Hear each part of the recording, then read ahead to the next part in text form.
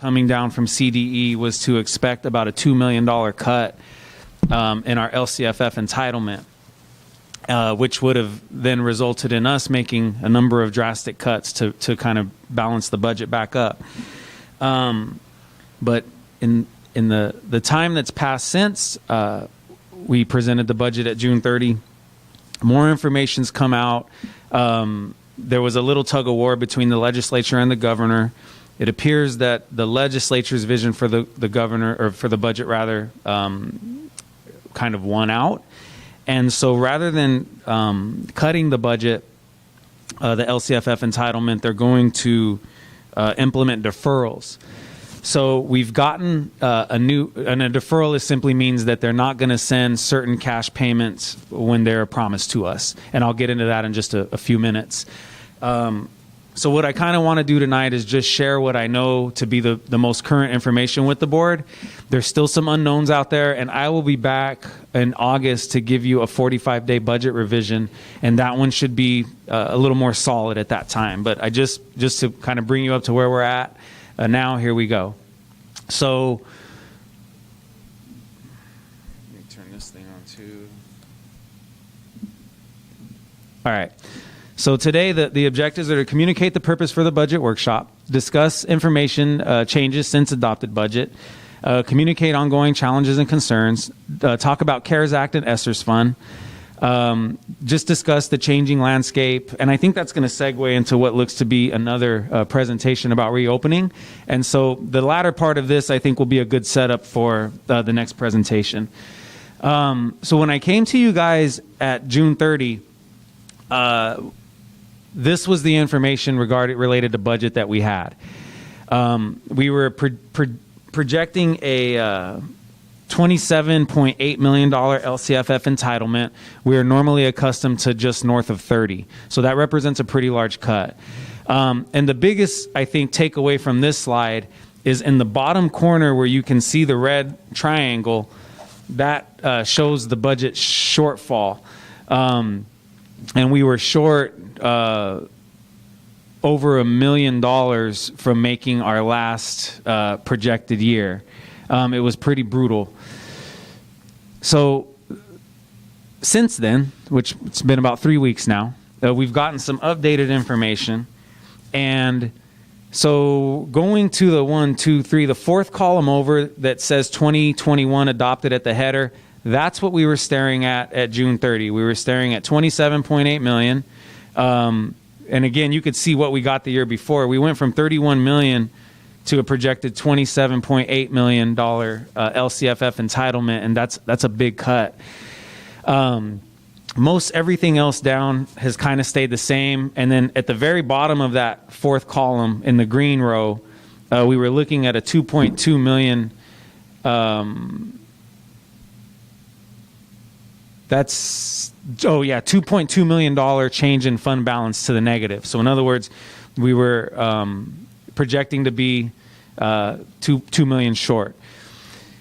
Move over to the fifth column, 2021 revised. That's the latest information that we have right now. So instead of getting 27.8 million, we're now looking at 30.2. And then if you go down to the very, very bottom where it shows the change in fund balance, we actually expect the fund balance to grow by $56,000 this year instead of declining by the 2.2 million. So for us, for right now, this is very good news. Another thing that's kind of happening. Okay, so here's a new MYP. So where I showed you in the last slide in the little red box in the far corner, we were going to be short north of $1 million. In this scenario, with the legislature not making cuts to LCFF, we're actually projected to end the third year out with a $3.2 million balance. So even though there's no certifications right now, it's shifting us back to positive territory. So that's the good news. And it's important to note that without all of the changes that the board's kind of authorized over the last few months, we would have been in no man's land with the budget. It would have been pretty bad news. So I've said it before, but I just want to reiterate how much I appreciate you guys taking it seriously and making the changes that we needed to make to keep us from going off that cliff. The timing just could not have been better. So with respect to ending fund balance projections, it's essentially the bottom row that you're looking at, the total reserves, and we're okay. We're looking okay. So instead of ending 2021 at adopted budget time, we had projected 5.1 million. We're now projected to end with 8.2.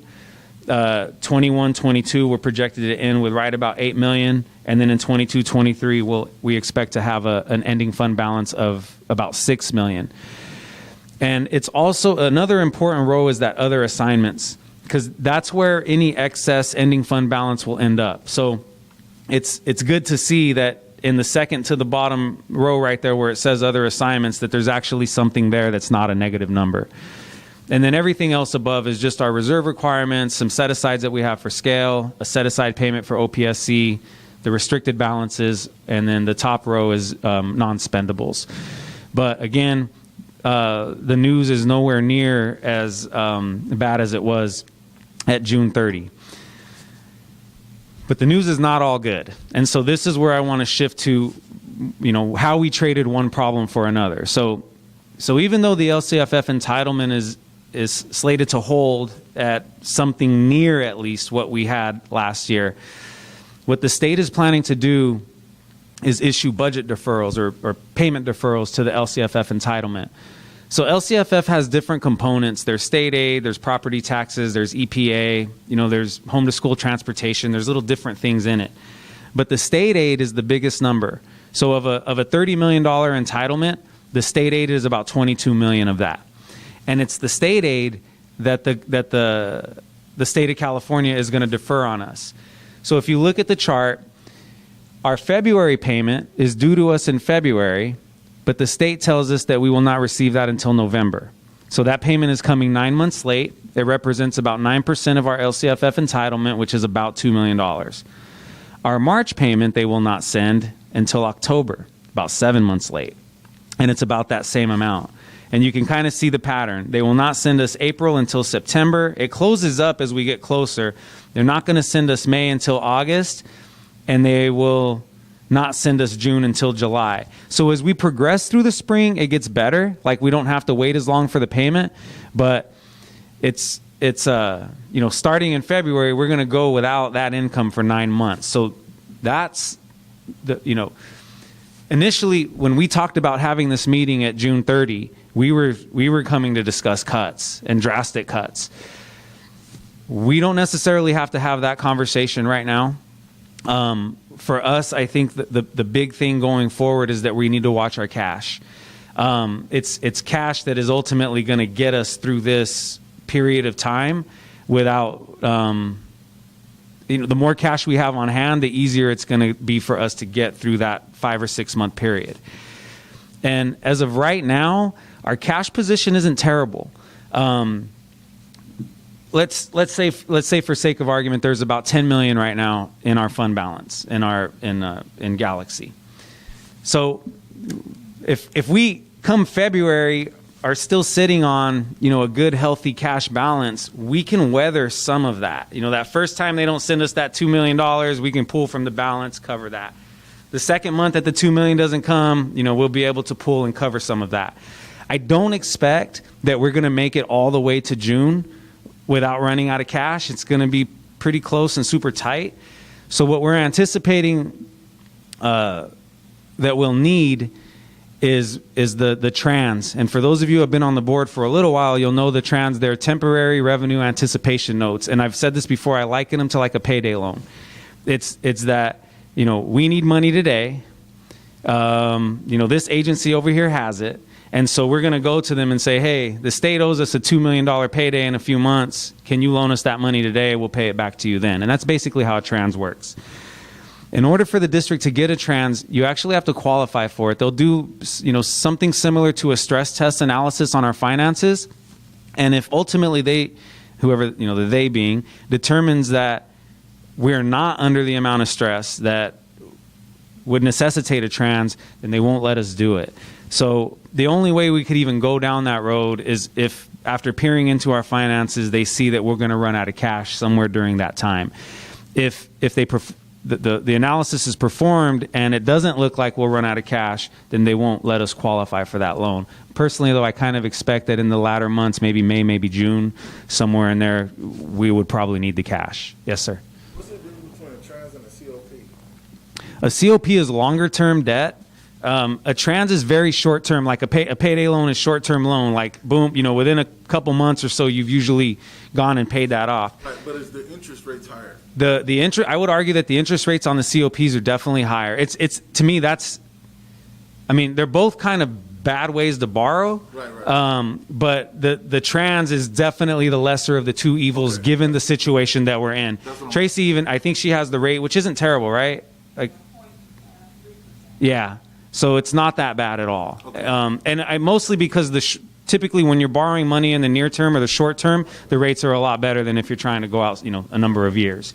So we're looking at probably really only having to have that finance for 5-6 months at the most. At the most, I'm hoping, yeah. And as long as there's no more deferrals on the horizon, this is based on what we know right now. I think our worst case scenario is we're probably going to need a trans around May, maybe April, but I think we could probably get pretty close to May. It just depends on what we do, how smart we are, and that kind of thing going forward. So how soon do we start the application process? So there's two trans pools that are kind of on our radar right now. RCOE is offering one, and CSBA has a long-standing one. And it's not that RCOE is necessarily the trans pool. It's that they maintain a relationship with some sort of financial institution that has access to those funds. And it's the same with CSBA. I believe they just have a relationship with someone, and so those are the two that are on our radar right now. RCOE is working on all of the districts' behalf in the county to form a trans pool. And what they're saying is, if I have a feeling that's the route we're probably, I'm sure we'll pursue both options in terms of looking at which one is the better for us, but I feel really comfortable with what I'm hearing from RCOE so far, that for anyone who joins their pool, they're gonna then kind of subcategorize us by our credit ratings and then try to pool us with other districts who have similar credit ratings, and ours is pretty good, so that we could get a lower borrowing rate. There's schools out there that have, or districts rather, that are much, much worse, and if they lump us in those pools, we'll end up paying some of their borrowing costs just by being in a pool with districts that have lower credit ratings. So RCOE is working hard on that. They assured us that they were going to be a lower cost than the CSBA. We'll see how all that plays out. But to finally answer your question, we're thinking December-ish is where we would really start to dig into that process. Now, what happens, let's say, and I've seen this happen in the past, deferrals. Do you think they're going to give you 100%? I don't know. I don't think so. They end up, what happens, you borrow this money, and now instead of getting 100% from the state, you only get 80%.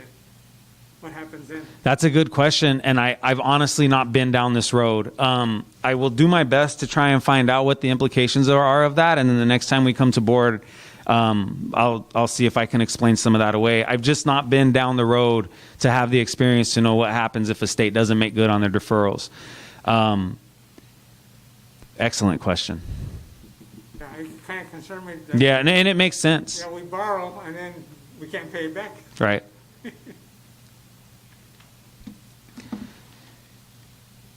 So just to quickly, and like I said, I think this will help segue kind of into some of the next topic. So one of the other things that's saving the district is the federal government's come through with the CARES Act, and along with CARES Act comes what are called Esser Funds.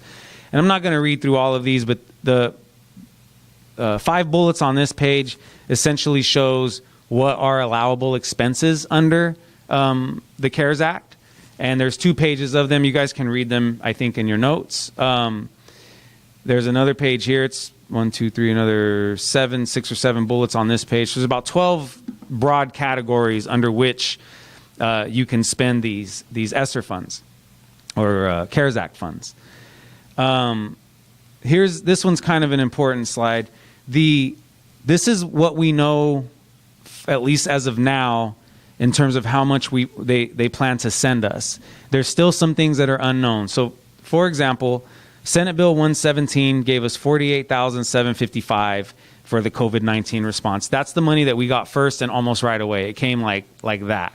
That's the funding that we use to pay the MOU for CSEA. That's kind of how we use that money. Esser Funds, we also got access to almost right away. The red line right there, the 849,506. We got 849,000 in Esser Funds, or at least we expect to. And that gives us pretty broad discretion to support the COVID-19 response. That particular pot of money is what's called a fund balance program. And fund balance program means that we can carry the balance over into subsequent years without really any penalty. And so this is one of those programs where we don't have to spend it next year. We can spend it the year after and even the year after that. The funds for that resource, 3210, they expire September 30, 2022. So when we're looking at our COVID response, that's probably the bucket of money that we want to dip into last.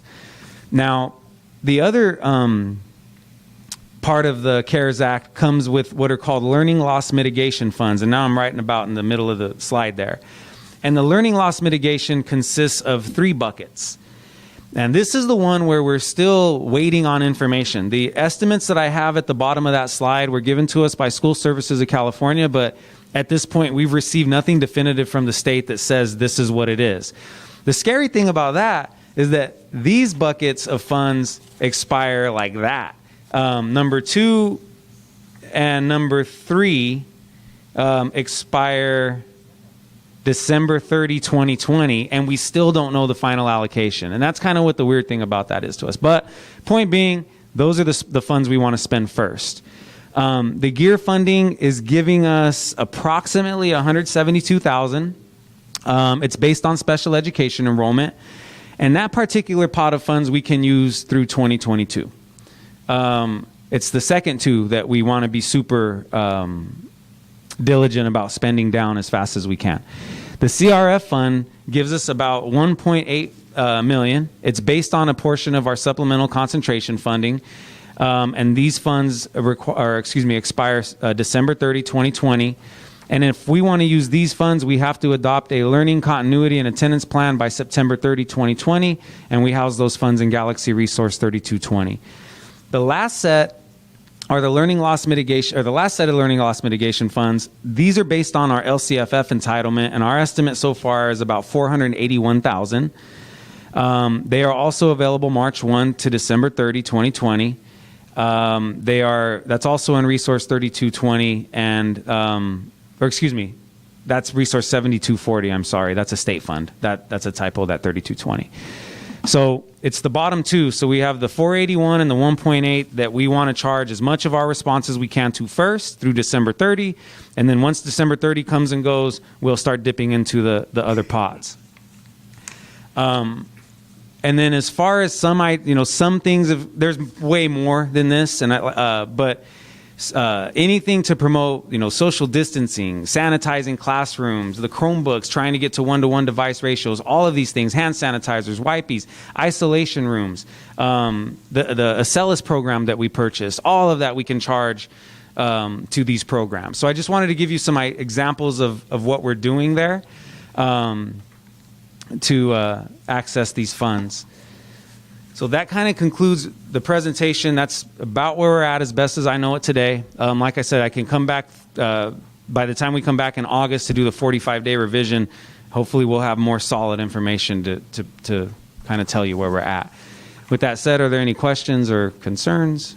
Just real quick on that CRF fund, that adopt a learning continuity and attendance plan, is that a big process, or is that something that you guys? So that is basically, we're allowed a pause or a waiver on our LCAP. And in lieu of that, to hold us accountable for these funds, that's what will take its place. So it's something that we already have the system built for. Okay. And Lois and I will be working on that, and I don't see that it would be a problem to complete. Okay. Thank you. F2, discussion of the 2020-2021 school reopening.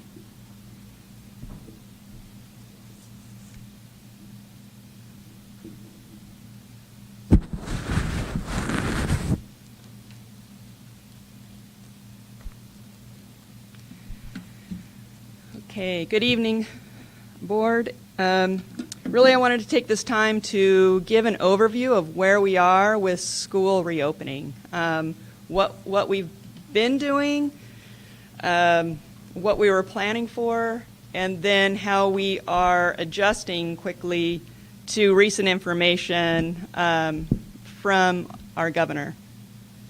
Let's see if I can, okay. All right. So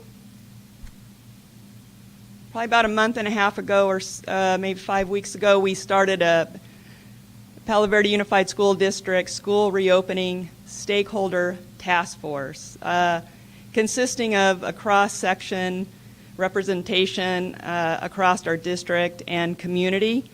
Important in part of that stakeholder group is making sure that we have parent representatives that help to guide and inform our practices. And I really appreciate the task force commitment. We meet weekly and we have great discussions. So the purpose of the task force is to gather input and insight across stakeholder groups, informing our decisions regarding returning students and staff to school and classrooms, and how to do that safely. To collaborate so that all schools in Palo Verde Unified School District, preschool through grade 12, can safely reopen on the scheduled first day of instruction, August 10th. And provide educational choices for students and families during this time. Let me go back a little bit.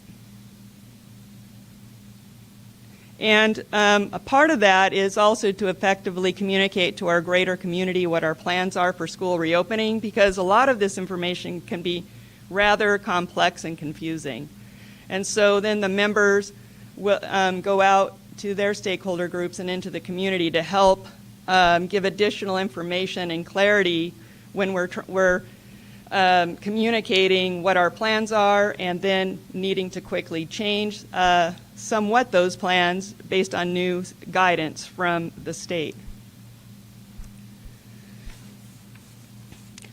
In addition, we also have a PVUSD COVID-19 safety team, and within our district,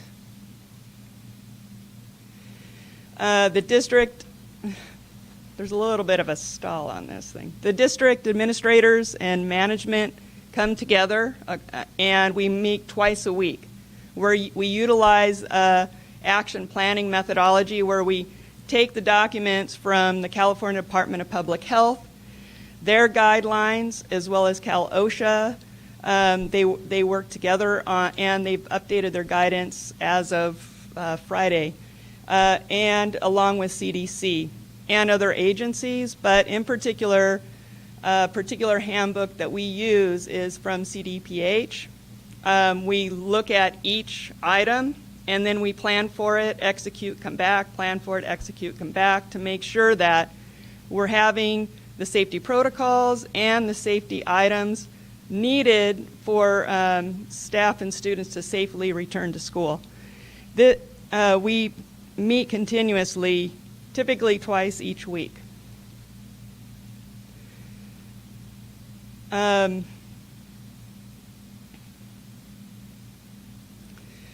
So we're aligning our guidance with state and federal and local agencies to inform our practices. And so I kind of wanted to give you an overview of all the work that we've been doing to get ready for schools to reopen. We still do plan on having schools open we plan to have students return to learn August 10th. And this has been informing our guidance thus far.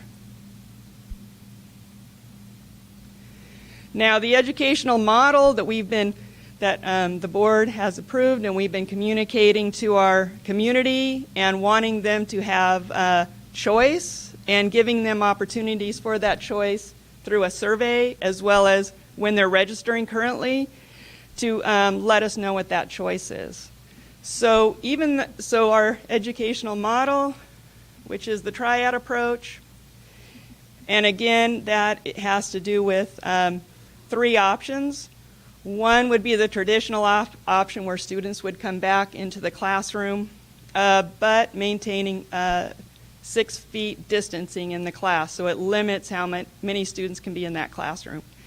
So to accommodate best all the choices, we wanted our families to have the traditional approach, a teacher-led distance learning approach, which is 100% distance learning, and also the hybrid, that is a blend of both, where the students would return to campus 2 days a week. So we built the capacity for each arm of the triad, and we're still building the capacity for all 3. And on Friday, July 17th, the California Department of Public Health gave a directive and a mandate for school districts to follow. And it has to do with the concern of the COVID community spread throughout California. And so the essence of the directive is that schools and school districts may reopen for in-person instruction only if they are located in a county. So you'll hear on the documentation sometimes also referred as local health jurisdiction that has not been on a county monitoring list within the prior 14 days.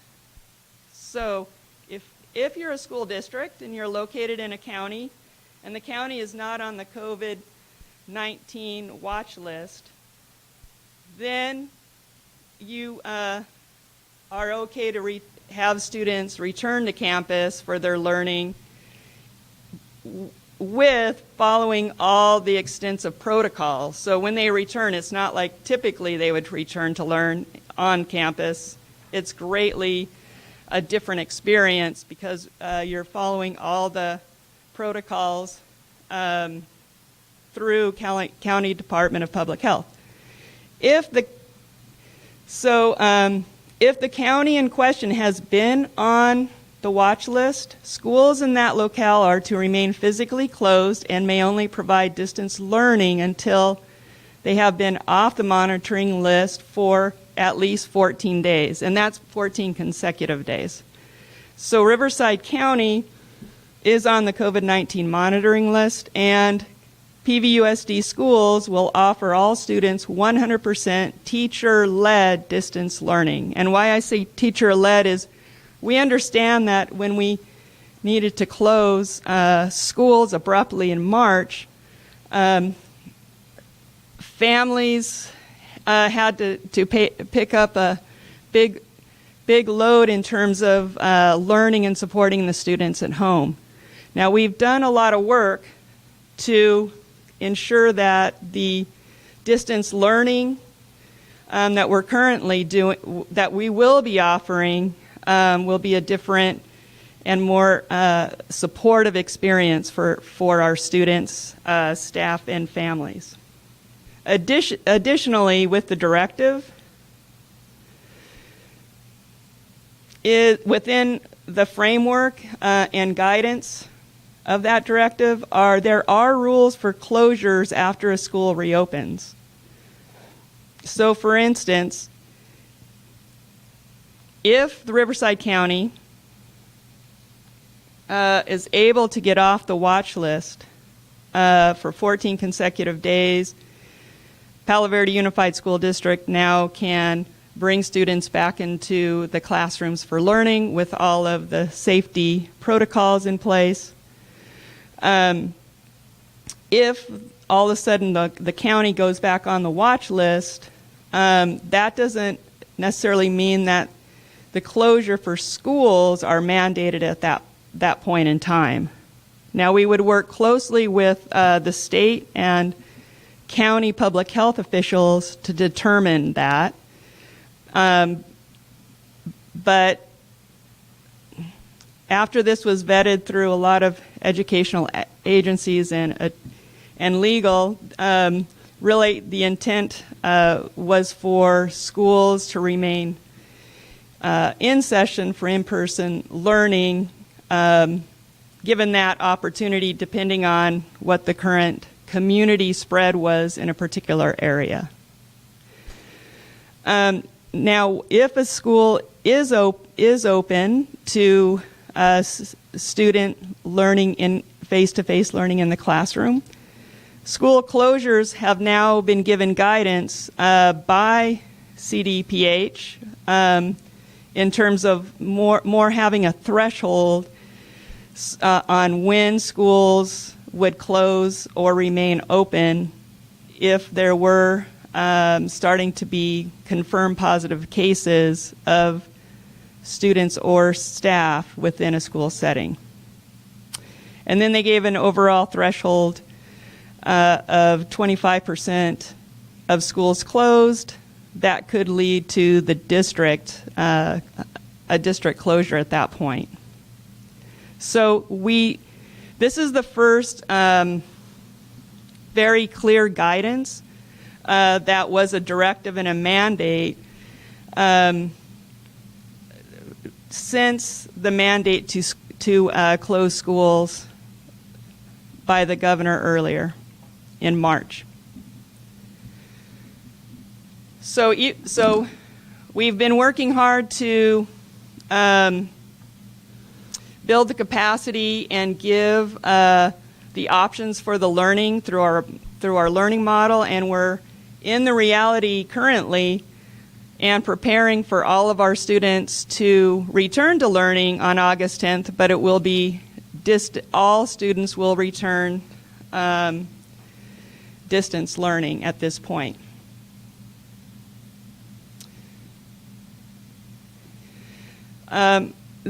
There's also been a directive in terms of wearing mask and face coverings for students and staff if at some point we do return in person.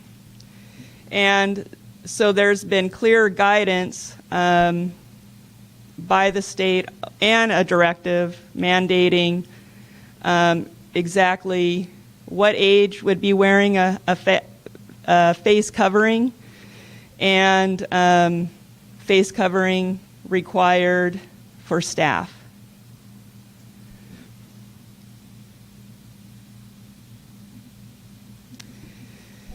Additionally, so Friday the big news came out about the county watch list, and if you're on it, and what that means to students, families, and staff for student learning.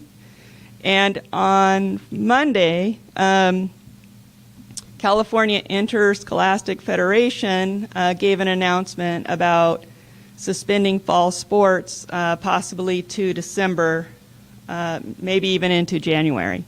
So most high school fall sports, including football, are moving to the winter and spring months. So essentially they collapsed kind of the 3 seasons into 2 seasons, anticipating that possibly the community spread within California and the counties would be reduced by then, allowing in-person education and allowing possible return to sports.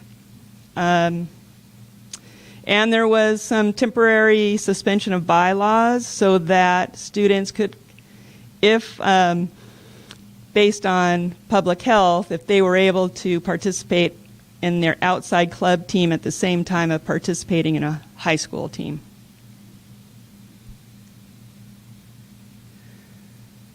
So with all that said, because we built the triad model and we were building the capacity to support all 3 options, we were building the capacity for students to do teacher-led distance learning.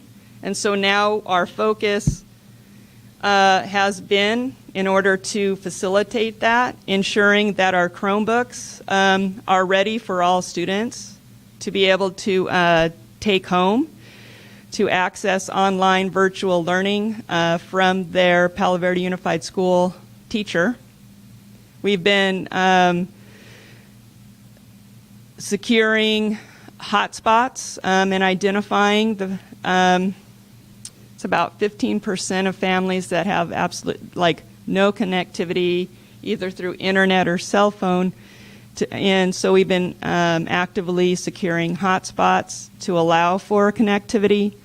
We've been building the online platform to support students and teachers with online learning. And we've already been starting to train staff on what the online learning is, which is Acellus, Zoom Education, and Google Classroom. And we've been working hard and solidified today some online learning schedules, daily schedules, so that parents would know what the schedules are, and our community and our staff and our students, so that we can provide clarity on what the teacher-led and uniformity on the teacher-led distance learning. So that's what we are working hard behind the scenes putting together so that we can be ready August 10th. So I do want to say that for the first semester learning options for our high school at Palo Verde High,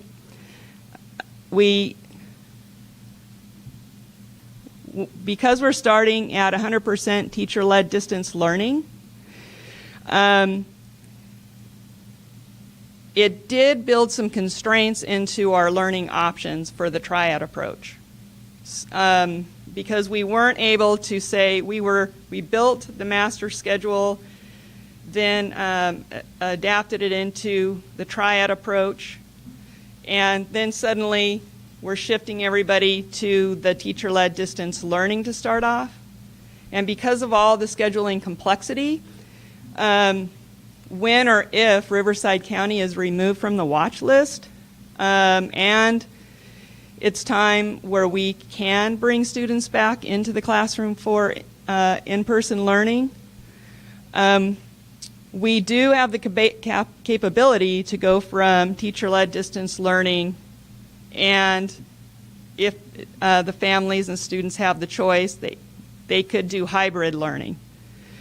But we would need to wait until the second semester to rebuild the schedules to be able to offer all three approaches. So that transition, there would be that first semester that two options would be offered, and then we would work hard to be able to offer the third option with all the safe, if it's deemed safe by public health. Our goal is to maximize learning continuity, and that's why. So to maximize that learning continuity, to keep the teachers with their students over time through the models based on student and family choice. I just wanted to kind of alert you to that limitation, because we started 100% teacher-led distance learning.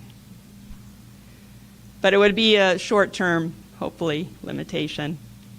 Now with the elementaries and their first trimester learning option, when we're starting all 100% teacher-led distance learning,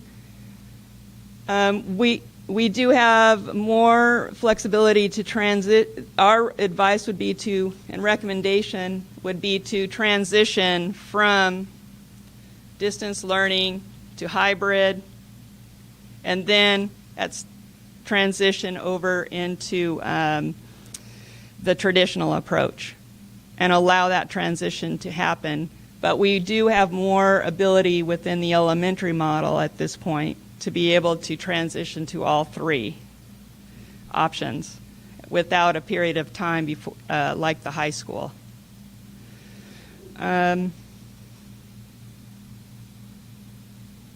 Okay, so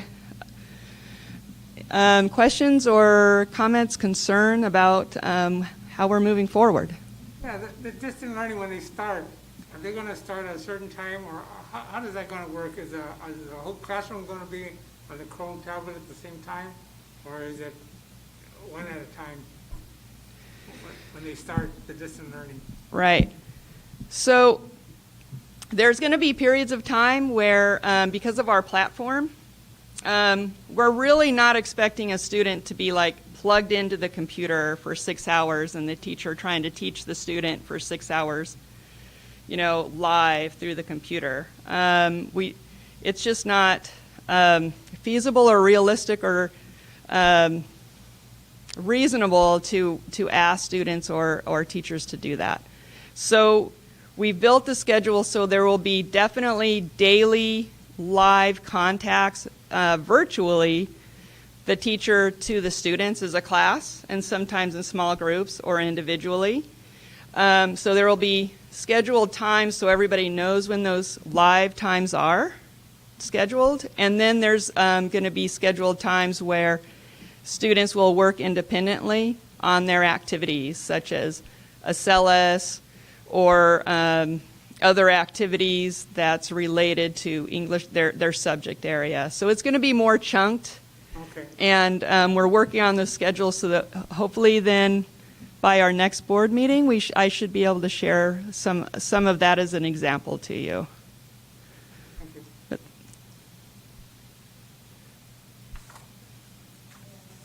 No, I just want to say thank you to everybody that has been working so hard on this. Being on the stakeholder task force, I've seen all of the hard work that's going into this, and with the constant changes going on, it's greatly appreciated how much work everybody's been doing.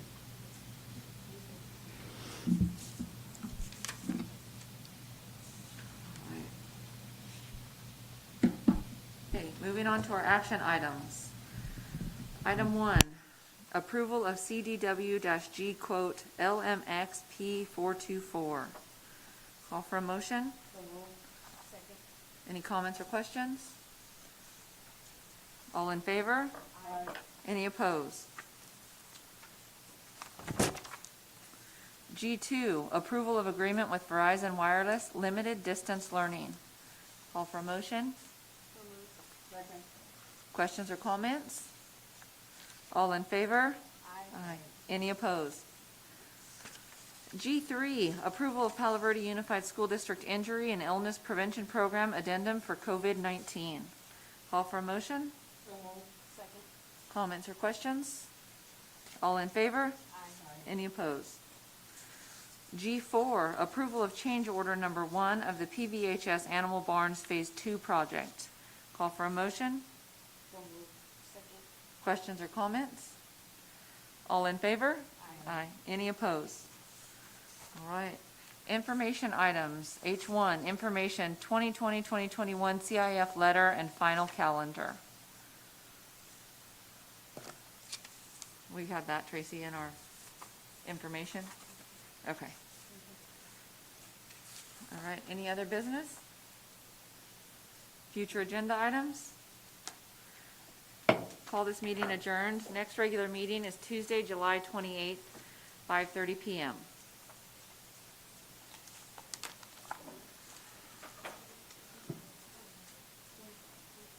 Using plastic,